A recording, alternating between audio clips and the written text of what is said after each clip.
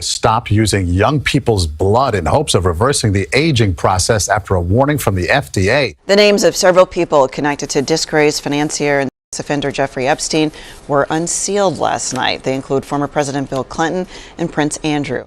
The bottom line is that a lot of this stuff is kind of really, I would say earth-shattering, but the type of documents, the photographs, the deposition testimony, if the statute of limitations hasn't run, if there's things that can be done, this may be the impetus to get it going. Epstein had long been associated with former U.S. presidents, Hollywood stars, and people in the modeling and fashion industries. Epstein died in prison in 2019 while awaiting trial on trafficking charges. Right now, a lot of Bay Area geniuses are focused on solving one of the greatest mysteries of life: aging. One company is hot on the trail of an answer. Only on 5 tonight, Juliette Goodrich reports scientists may have found a real fountain of youth, one that can repair aging brains in plasma from young blood. Elise, I want to start with you. Let's break down adrenochrome because it feels like the base for a lot of theories we're going to dive into in this podcast. First of all, is adrenochrome technically real? It is. Actually, that's a good place to start. It is actually a real thing. It's the oxidation of adrenaline, and this can happen naturally in your body or in a lab. It's actually really easy to come by. You can just buy it on the internet. There was some interest in the 1960s for using it to treat schizophrenia, but it really showed no promise, so they dropped it. The history of the adrenochrome we're talking about is it goes back to, I think Aldous Huxley was the first one to talk about it as a drug. He talked about it in Doors of Perception, and then Hunter S. Thompson in Fear and Loathing in Las Vegas is really the one who cemented the myth of adrenochrome as a drug, because he turned it into this kind of immortality drug, this thing that you have to get from a live source. I think the line is, "A corpse is no good, buddy." And if you go, I know you're not supposed to read the video. Are we talking about the Terry Gilliam film? That's how Johnny Depp pronounces it. Yes, that's how Johnny. This is where we're getting our information from. Yes, exactly. Well, that's where they're getting their information from. Like, I know you're not supposed to go to YouTube comments, but if you go to the YouTube comments on this scene, they are all about how this is real. 3 new medical studies out this morning show young blood can improve lives. Scientists hope these mouse studies will lead to anti-aging treatments for humans. But it really is hope that not slowing aging, which a lot of studies have shown with various drugs, but this actually reversed the changes. So there clearly is something here. These are the best science journals with really well done science, but it will take a while before we understand how to control it and use it appropriately and safely in humans. Dr. Karmazin says that he plans to open a young blood lab in New York in the coming months. It was something a cross between vampire and Frankenstein, where they took 2 animals and they hooked their blood supply together for 4 weeks, called parabiosis. So the scientists did a simple experiment with some very old mice. We've sped up the video for time. In a special maze that measures learning and memory, old mice have a tough time remembering how to get out. They're stuck exploring dead ends and making lots of navigational errors. But when injected with young human plasma, these old mice head directly to the exit without making a mistake. Not only that, their brains have changed. It's pretty dramatic. Those green dots? Newborn neurons, freshly sprouted in a part of the brain critical for memory and learning. We do our treatment, we see a doubling of that. At Stanford University, Alkahest has now launched the first controlled clinical study of young plasma in humans. There's some good science at the heart of it, but then other people with potentially a profit motive and people who are desperate for cures and preventions, that all comes together into a perfect storm. One startup company called Ambrosia promised a number of benefits for treatment using plasma from donors 16 to 25. But cures, remedies, and a retail price of $8,000 per unit was replaced with this message on the Ambrosia website Tuesday. In compliance with the FDA announcement, we have ceased patient treatments. Think fountain of youth, but with a twist. What's flowing through the veins of young people may help restore old aging brains. Neuroscientist Carolee Nikolic. The very first reaction, I think in all of us, was skepticism. Nikolic heads up Alkahest, a biotech company in San Carlos.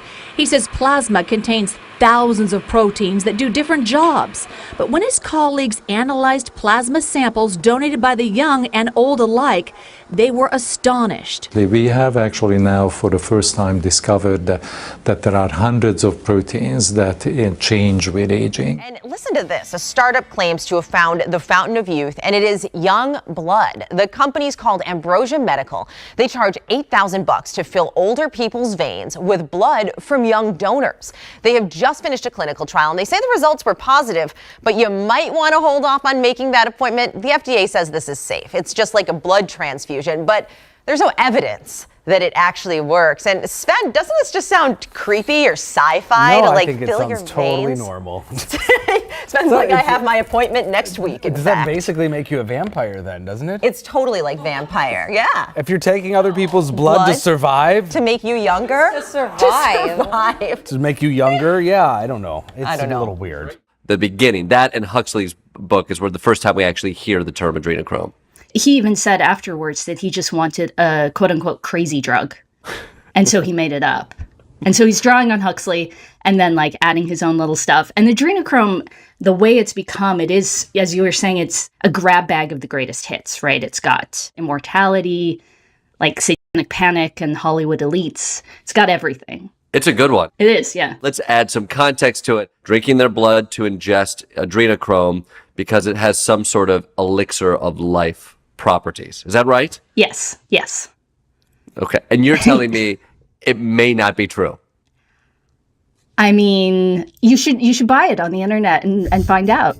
It's at least worth a dabble. Theory posits that this cabal of global elites who is, are draining this chemical compound. There's that aspect of it, like the people who really get into the game of it. Like let's find the numerology and all of like the special symbols. And then there's the people who are actually mobilized around this, and that's what really struck me about people. It was the first time that I really saw this, where you could see there was already this theory about a pedophile ring being run by the Clintons.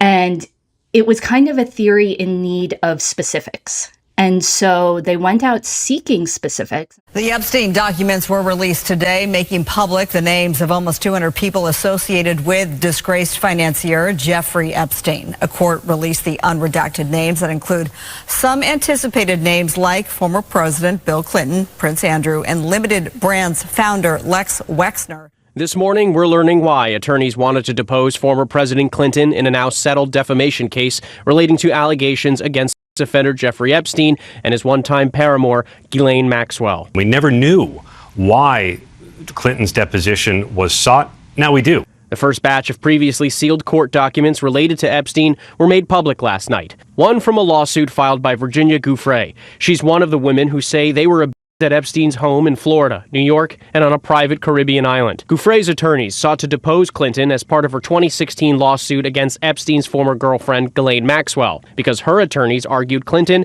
is a key person who can provide information about his close relationship with Maxwell and Epstein and disapprove Maxwell's claims. This is just the first of what's coming out about these names that have been associated with Jeffrey Epstein for a long time. But that wasn't really the story. The story was that then people talked about it, that then it was in the national media for like 48 hours, like a whole week. And it was not only in the media, their theory was in the media.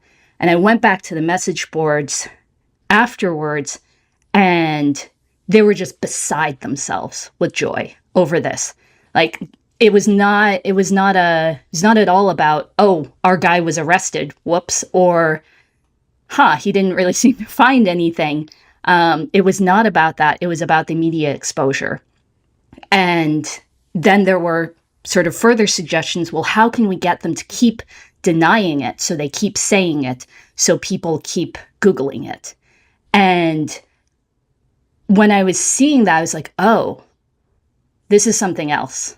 This is a kind of savvy media campaign that I think most of us at that point were not totally familiar with. Now we know if you mention something, you have to be very careful what sort of buzzwords you mention. That was always a conversation of at what point you don't want to amplify these wild ideas.